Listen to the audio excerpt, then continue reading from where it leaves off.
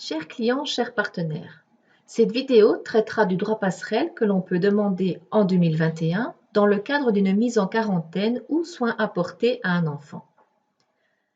Ce type est entré en vigueur au 1er janvier 2021 et sera d'application jusqu'au 31 mars. Qui peut prétendre à une prestation? Les indépendants à titre principal, les conjoints aidants, les indépendants complémentaires, les étudiants et les pensionnés ayant atteint l'âge de la pension mais qui ne touchent pas encore leur pension et qui cotisent sur un montant supérieur à 14 042 € pourront prétendre à une prestation complète. Une demi-prestation est possible pour les indépendants à titre complémentaire, les conjoints aidants et les étudiants qui cotisent entre 7 021 et 14 042 €. Les pensionnés qui touchent leur pension et qui cotisent sur un montant supérieur à 7 021 € sont également concernés par la demi-prestation. Pour la mise en quarantaine, pas de changement par rapport à 2020.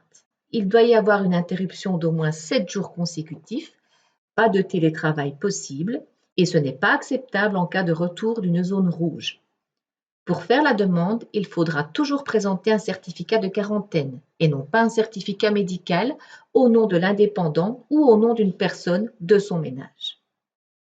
Dans l'interruption de courte durée, nous avons un deuxième type pour soins apportés à un enfant. Cette mesure concerne les enfants de moins de 18 ans qui habitent avec l'indépendant et qui ne peuvent plus fréquenter l'école ou la crèche. Si l'enfant est mis en quarantaine, un certificat de quarantaine sera demandé. Si l'école ou la crèche ferme, une attestation de l'école ou de la crèche sera demandée. Dans ce cas, la demande n'est pas acceptée dans le cadre des vacances ou des week-ends.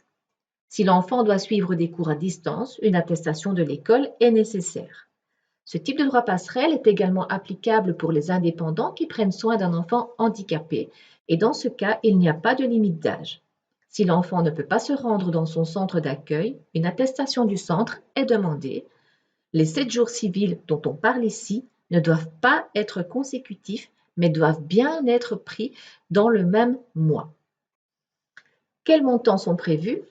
Cela dépend du statut, du nombre de jours d'interruption et s'il y a famille à charge ou pas. Par exemple, un indépendant à titre principal avec famille à charge qui doit s'interrompre 10 jours percevra 403,53 €. Une demi-prestation est prévue également pour le deuxième groupe d'indépendants qui cotisent moins, comme nous l'avons vu dans le tableau en début de présentation.